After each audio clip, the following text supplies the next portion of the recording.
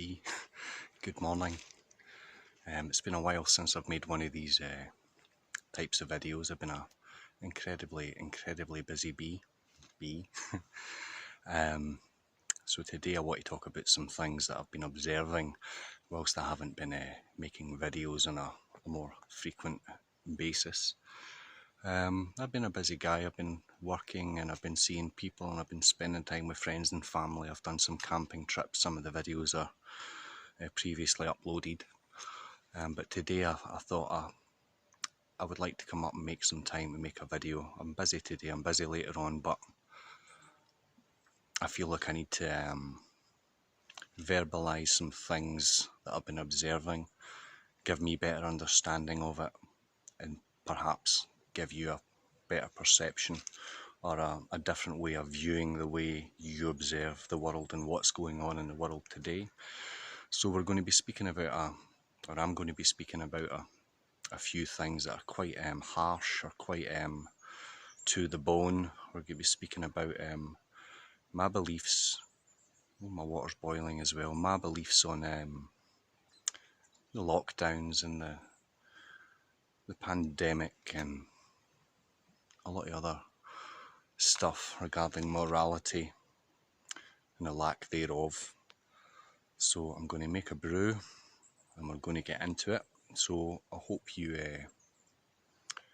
give me the time or take something from this, or just be forget where I am, who I am and what I look at, and concentrate on what I'm saying and look for the truth in it, because truth is obtained through reason and discussion. You can't get to the truth yourself, so any feedback would be appreciated. The guys who give me feedback, I always try and respond to them. I appreciate it. So let's rock and roll. Talk about atmosphere. One of the hallmarks of a good piece of art or a good movie or a good song is atmosphere. And this is the first time I've been up here in quite some time.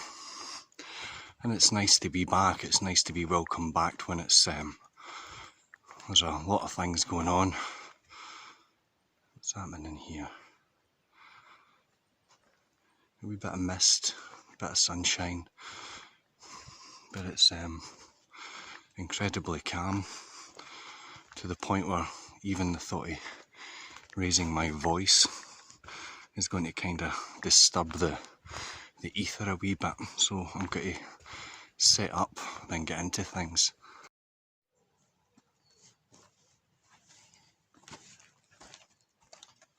Get my coffee with the beasties.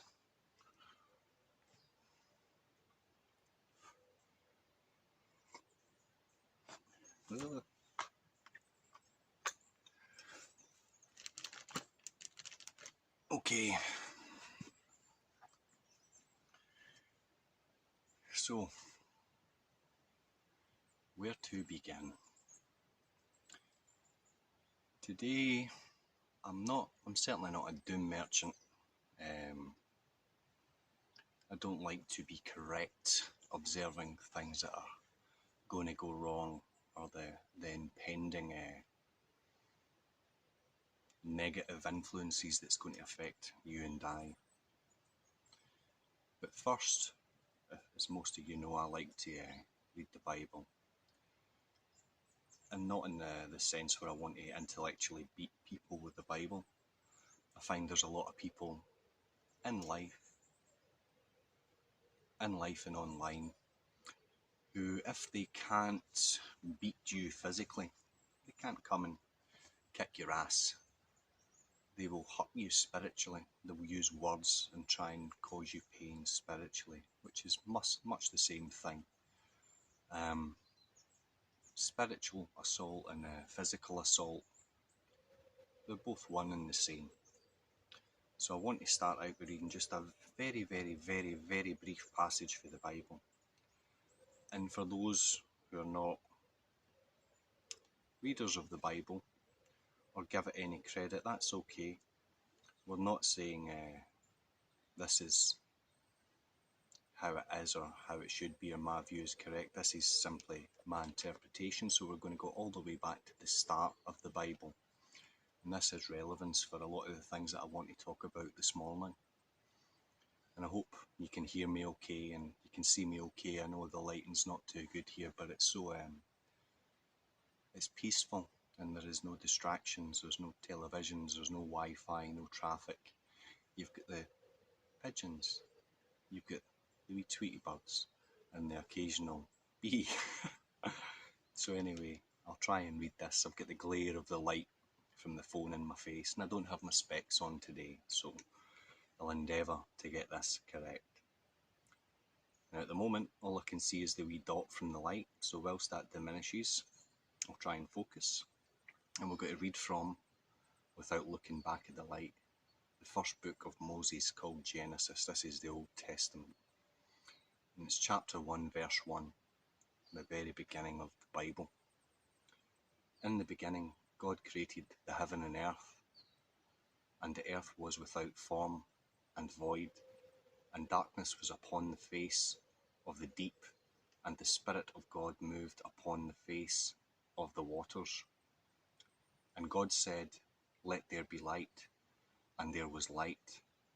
And God saw the light, that it was good, and God divided the light from the darkness. There's a lot within that.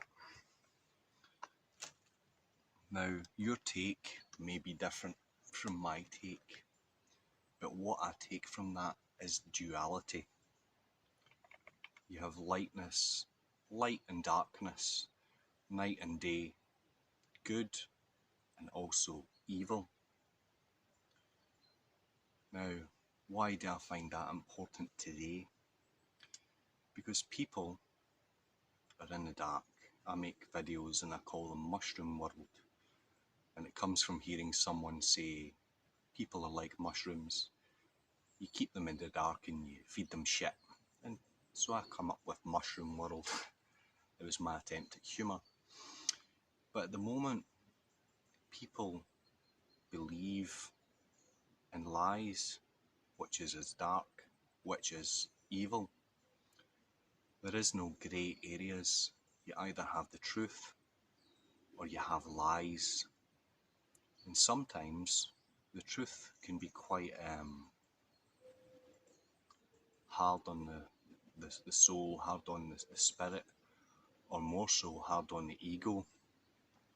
In my own life experience, in the past, if I were to observe in myself or someone to observe in me something I was doing which was immoral or hurtful to other people, my ego would refute it, it would battle against it, it would deny the truth. So although they were saying things to me that were true and I was observing things in myself that were true, the ego that lived in me didn't want to give up its hold on me. Ego wanted to control my world and make me feel like I was righteous and I was a good person. Now today, all over the world, there's a lot of pain and there's a lot of suffering and a lot of people going through day-to-day life with darkened smiles on their faces. And I say darkened smiles because the smile is a lie. They feel like putting on a good front thinking, yay, it's over. The lockdown restrictions are ending. Here in Scotland, we are beyond zero as far as our tier system goes with regard to restrictions.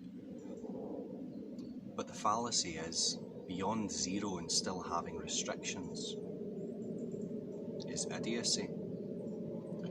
And people who believe that they are now free or freedom is coming back, freedom hasn't been here, certainly in my lifetime. An example of this, excuse me, would be if I were to want to leave the country for any reason, whether it be work or travel or pleasure, sightseeing, whatever. One would need to ask permission. from the government in order for me to leave, and they would either say yes or no, and that would come in the form of a passport. As far as I can recollect, never in my lifetime have I submitted my own powers of self-determination and my freedoms as a human being, as a son of God, to another man or woman on this earth or an office. So the fallacy in believing in freedoms is simply that. It's a dark idea. The truth is, I am not free as a legal person, and you are not free. Everything is licensed and there are conditions for things. Now, the COVID nonsense, and I've made my opinions clear on previous videos about the whole testing and the way they identify alleged viruses. I don't know if it surprises me, but what I've found is the ease in which people will believe things without any first-hand knowledge.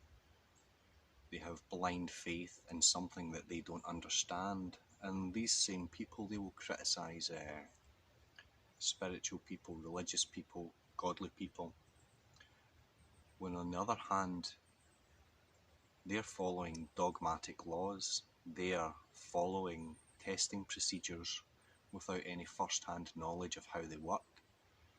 They're listening to the news, and if you look into the word news, it doesn't mean truth. If it was the truth, it would be called, and here is today's truth at 6 o'clock. It's simply new information, or new misinformation, whichever way you interpret it, to confuse you, to keep you in the shackles of a manufactured society. Now, I don't think we have seen the worst of what's to come, especially if you look at Australia, if you look at New Zealand, who shut down their country based on one case, on a testing procedure that doesn't identify isolated anythings. We have leaders, and I use that term very loosely, in the world that have no interest in leading in a righteous manner. It's all from profit and ego and a hunger for power and a lust for control. And we all know what lust is, one of the deadly sins, allegedly. But anyway, I don't feel that we're anywhere near the end of the COVID nonsense and the control and the dehumanisation.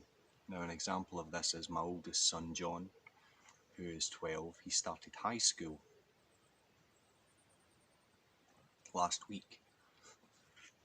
And in his class of about 30 children, young people, John and one other boy were the only two in the class that weren't wearing the masks. And I heard from a friend yesterday. She said, "I hear you've trained your son well." And I asked, "How do you mean?" And her daughter had reported to her that she had observed my son going into school and one of the janitors asking, "Where is your mask?" And he simply turned round and said, "I am exempt." Now, he is exempt. I'm exempt. A lot of you guys watching this, you're exempt, but it's not based on any health problems or anxieties or stress, some sort of mental disorder. It's based on you have the knowledge to realise that it's farcical, in my view. So anyway, John is leading by example, and as the week has passed and he's into his next week, he's already telling me he's getting a never before experienced amount of attention. He says when he walks about, he sees people looking at him, not in anger or frustration or anything. They're looking at him like he is odd, because he could explain as well as I why he isn't wearing a mask. It's not that he has been forced by me. I told him, if you feel more comfortable wearing a mask amongst the school kids, feel free to wear a mask, it's on you.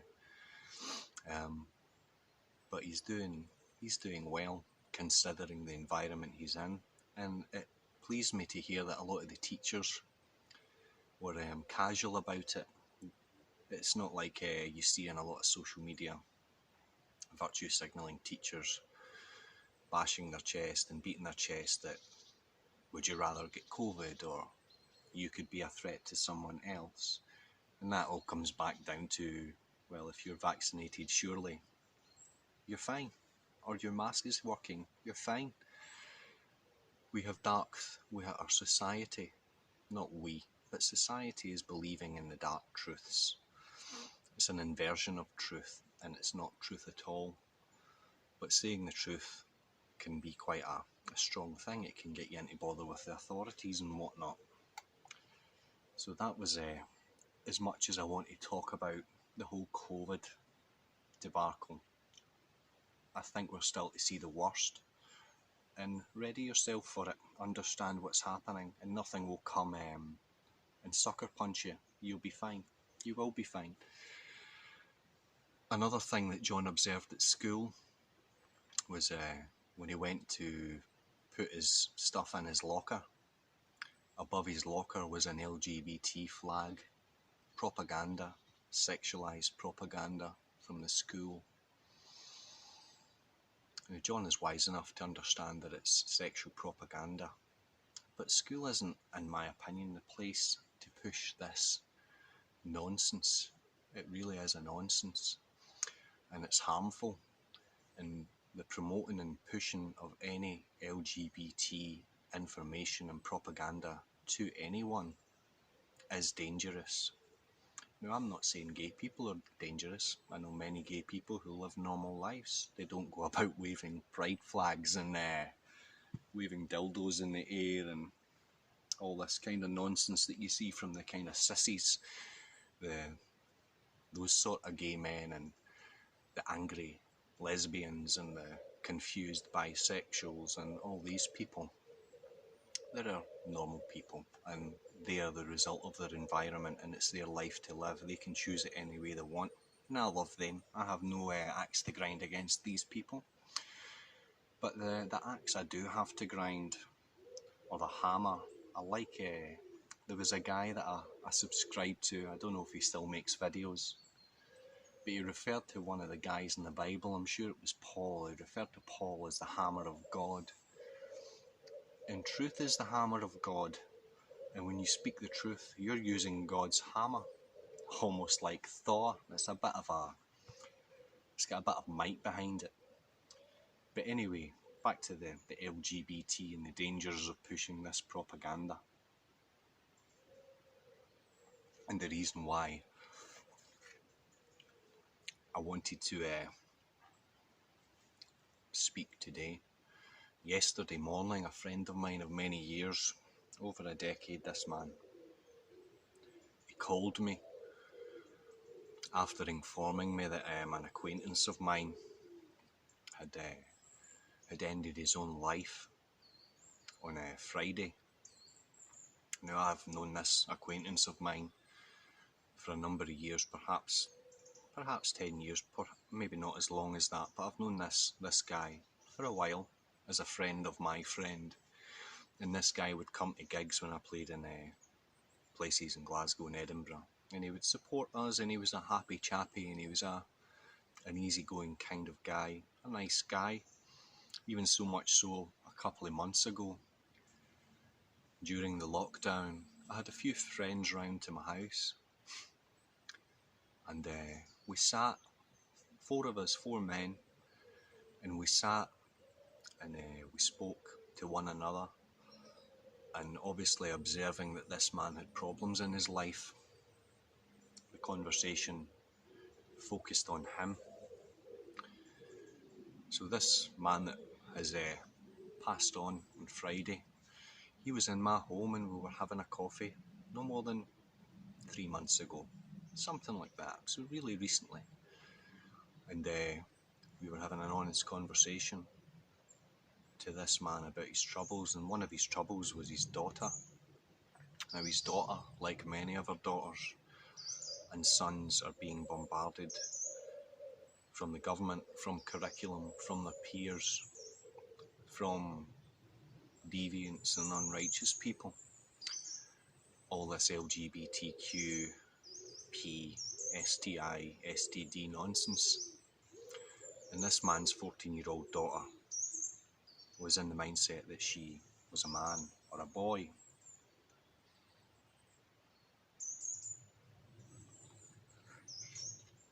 Now,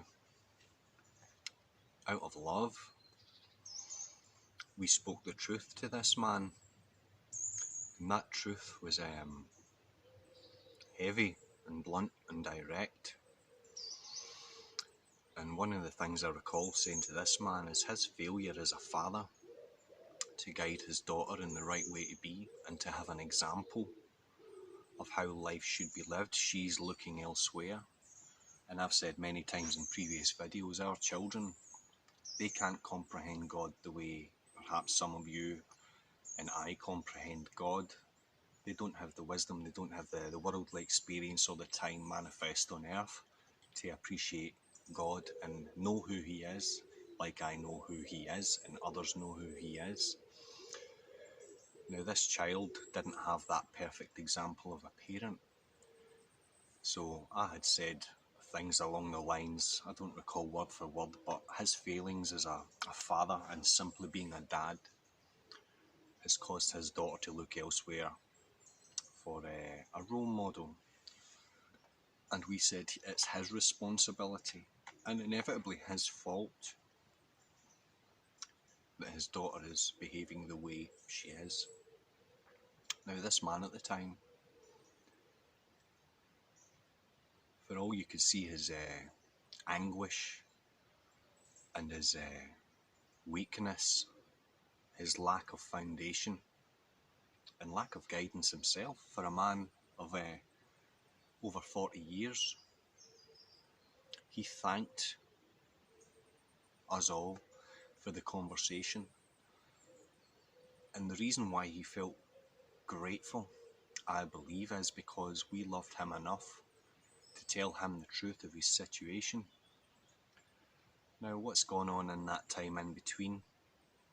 Who knows? I don't know the details of yet. I hope to speak to my friend at the weekend, because the man did leave a note. And in my mind, if someone leaves a note, if they intend to take their own life, that they do give a fuck, that they do care, they do want to express that it's not someone's fault, or they have a message to convey, whatever that may be, actually directly blaming someone. And I've no doubt the behaviour of the child is partially responsible for the man taking his life. Because if I were to, I put myself in other people's shoes and I think, well, how would I be if one of my two sons came home and said, Dad, I'm gay, or Dad, I'm a girl? I would feel like I had failed them as a father. I would feel ashamed of myself, having not led them in the right way to go. And it would not be good that the influences of evil, again in the Bible it says we wrestle not against flesh and blood, human bodies, man, woman, black, white, Asian, whatever. We don't wrestle that. We wrestle against spirits and principalities and wickedness in high places. And that's your authorities, your curriculum, your schools. These are the enemies, the people that want to influence and hurt the spirit and take it away from good. And I thought, if my children came home, that would be a heavy load on my shoulders. But fortunately for me, I have morality, I have God. This man did not. He didn't have either. He didn't have God, and he didn't have a moral foundation, or a foundation that was perhaps built on sand instead of stone. Thus leading to this young man, because he wasn't an old man by any stretch, ending his life. The dangers of the LGBTQ don't just affect the children, they affect the families, they affect the friends of the families, they affect the acquaintances of the families. The effect of this man taking his life on Friday, which was only a few days gone, on myself I feel nothing about it. I feel nothing because I understand. If I didn't understand why he did it, I'd be feeling all sorts of things for sure. I'd be feeling pity, which is judgment. I could perhaps be feeling guilt for being too strong, which is judging myself. I could feel anger toward the daughter, but I understand that the daughter doesn't know any better. She didn't have any better examples. And anger is not part of me, because anger is an evil thing. If you have anger, you're simply of evil. The most godly men in the world don't have anger. Any man that has anger has a female nature. And I've learned that the hard way for 33 years. That was me. I'm not pointing the finger and saying, you're this, you're that. I was all these things. I was angry, I was envious, I was egocentric, I was judgmental, I was intellectual. But the LGBTQ, the promotion of this abnormality, and I'm not calling it wrong, I'm calling it an abnormality in nature, affects more than just the children. When a young man's life has ended,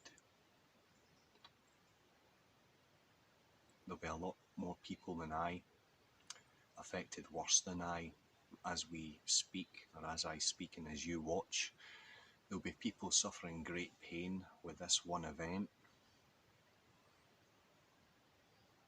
And some of the things I've said, perhaps with regard to being blunt and calling a man a failure as a father, he was a failure as a father, which is sad, but you have the duality. It's either true or false, and sometimes the truth isn't a pleasant thing.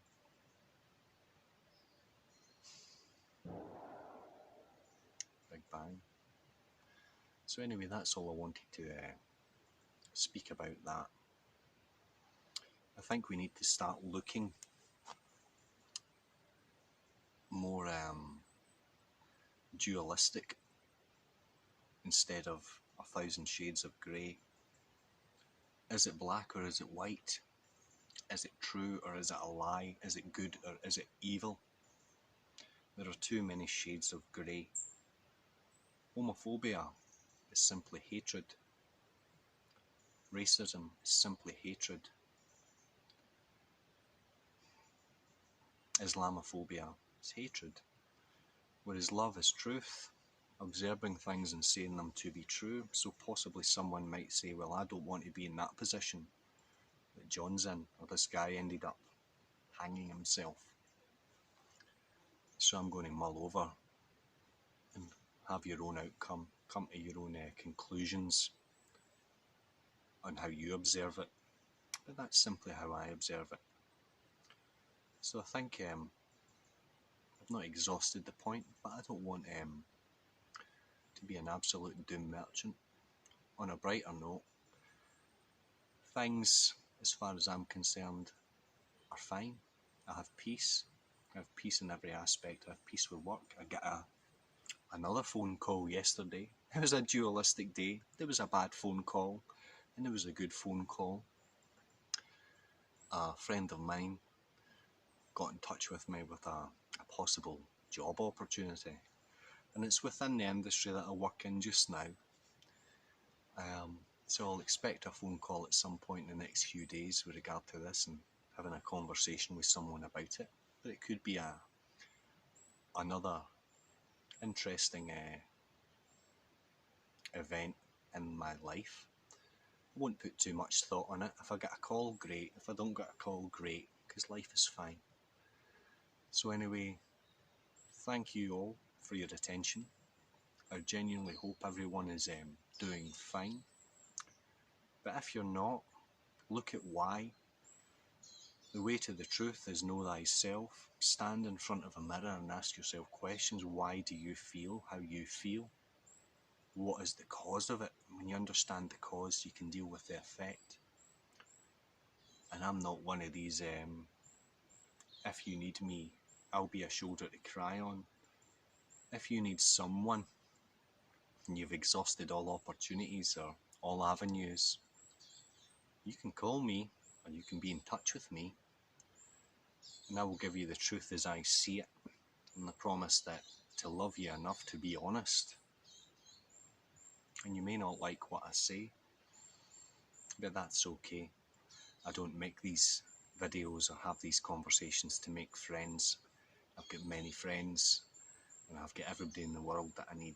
I miss nothing and no one, and I'm without nothing. I feel peaceful, and I hope you guys do too.